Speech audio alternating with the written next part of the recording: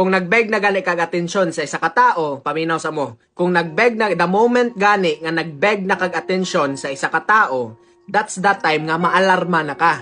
Diba? That's that time nga pangutan-on na nimo imong kaugalingon, ug love pa ba ko niya? Nganong magbeg man ko kung love pa ko niya? Kung palangga pa ko niyang tinuuray, nganong magbeg man ko sa iya? Nganong ako raman perme nagapangita og way para magkausap me, magka-chat me, magkastoryahanay me, magka-date ming duha, nganong ikaw, nganong ako raman perme? Nganong siya murag akana bitaw ako ra may sige gaagda sa iya ha? Babanay love, 'di ba? Kung palangga ka sa isa ka tawo, dili na ka kinahanglan magbeg. Sige na kog remind ninyo ani nga kung palangga ka sa isa ka tawo, kusa na muhatag ninyo og time, effort and love. 'Di ba? Kusa na niyang ihatag, dili na nakinahanglan nga sige kag pangayo pa sa iya ha. Kay love ka sa isa ka tao. Kamo no, dapat ninyong i-open kung kana bitong naana mo sa state ngayon ani or sa situation ngayon ani, dapat ninyong i-open ang inyong huna-huna o inyong kasing-kasing. No, sometimes good we are blinded man good.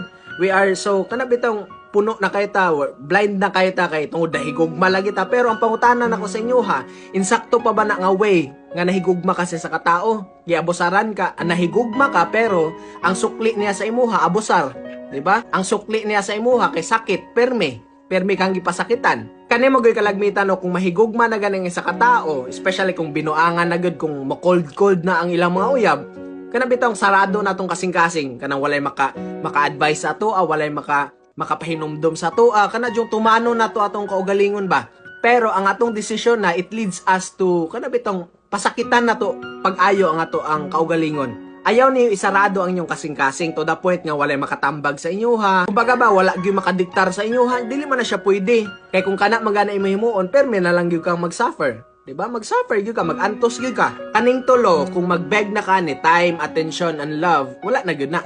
No? Kay kana wala na gyud na klaro. Once gani magbeg na ka aning tulo, wala na klaro. Ikaw karon maybe walay nakatambag sa imo ha. Masok na ginahinay sa imong utok sa imong kasing-kasing. Maybe makamatakas ka matuoran ba nga. Bitaw no nganong sige makugbeg sa iya ha. Di ba? Kung love ka sa isa ka tao, dili na ka magbeg. Okay?